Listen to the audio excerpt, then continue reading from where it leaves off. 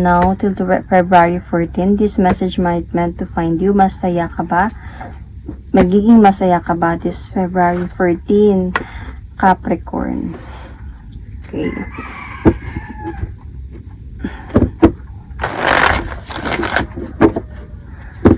Capricorn.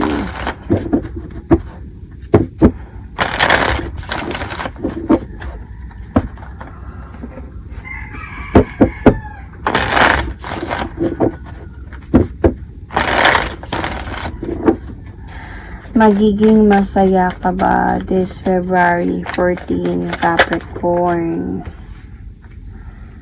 Capricorn. This might be you or this might be your person.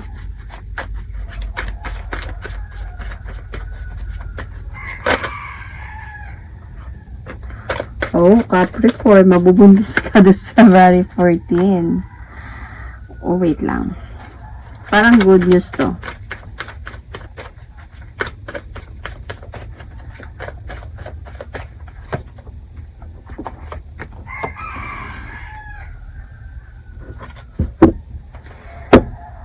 Capricorn, I can see happiness naman dito, but may mga conflict din kayo ng person mo na to.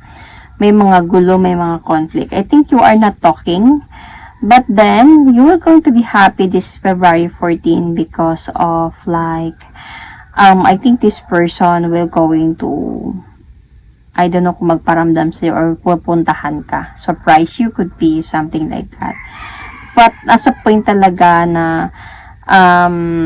siguro maso-surprise ka this February 14 yung relationship nyo kasi is parang nasa point ng on and off ba or medyo walang progress, kumbaga mahina yung progress niya, so hindi ka talaga sure about kung mayroon pa bang papupuntahan itong either marriage ba to or relationship pa to.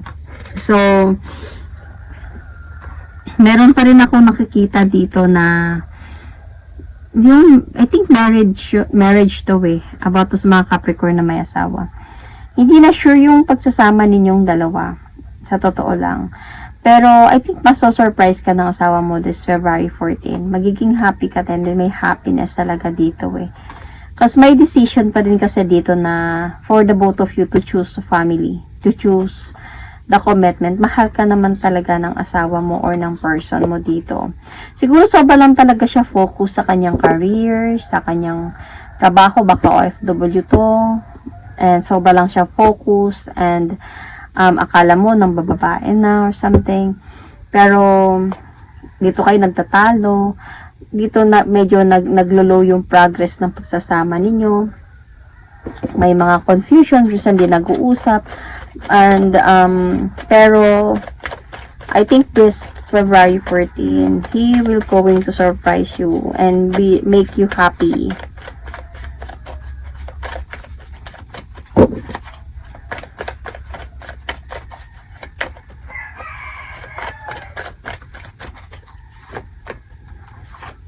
See? Capricorn, I can see dito na sa sobrang busy ata talaga ng person mo, Capricorn, or you might be dealing with the Capricorn, okay? Sa sobrang busy talaga ng person mo, nasasaktan ka at nakakaramdam ka na parang may mga tinatago siya, may iba ba siya, mga ganong mga bagay. Pero, nakikita ko lang talaga dito sa person mo that itong person mo is chasing his or her goals in life, dreams in life. I think this is not just for you but for your family. Because your person love you. Mahal ka nito. So, gusto niya magkaroon kayo ng successful and happy and fulfilled na pagsasama. So, sometimes nababatrip lang din talaga siya. Siguro pag during the time na inaaway mo siya, nagseselos ka, may napapansin ka. But then, priority niya kayo for Capricorn.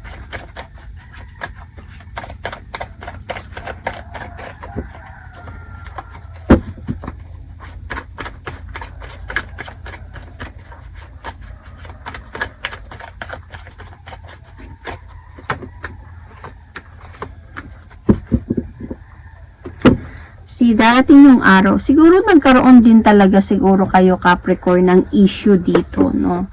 nagsiselo sa isang babae, ganyan, nagkaroon ba ng clarity sa part mo na you thought na yun, pero parang nakikita ko kasi dito, sa person mo is, mahal ka niya mahal yung pamilya niya, mahal yung trabaho niya, busy lang talaga siya. Kung may mga clarity man, may nagsusubong, ito siya yung ganyan, siya yung ganito, baka na interpret in a way. So, Capricorn, I can see for the outcome dito is you're going to take that leap of faith towards a great changes, both of you, ng pagsasama ninyo. Magkakaroon din ng peaceful itong mga, mga issue na meron kayo.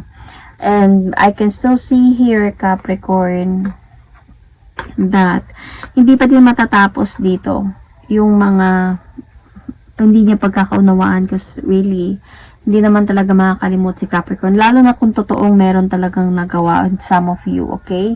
Hindi naman perfect yung tao. Maybe some of you is like, natukso, wala na, nakafocus na ngayon sa pamilya, mga ganon. So, as a Capricorn woman, lalo na, is hindi siya nakakalimot ng mga nakaraan. So, ito yung medyo magkakaroon kayo ng mga away in the future.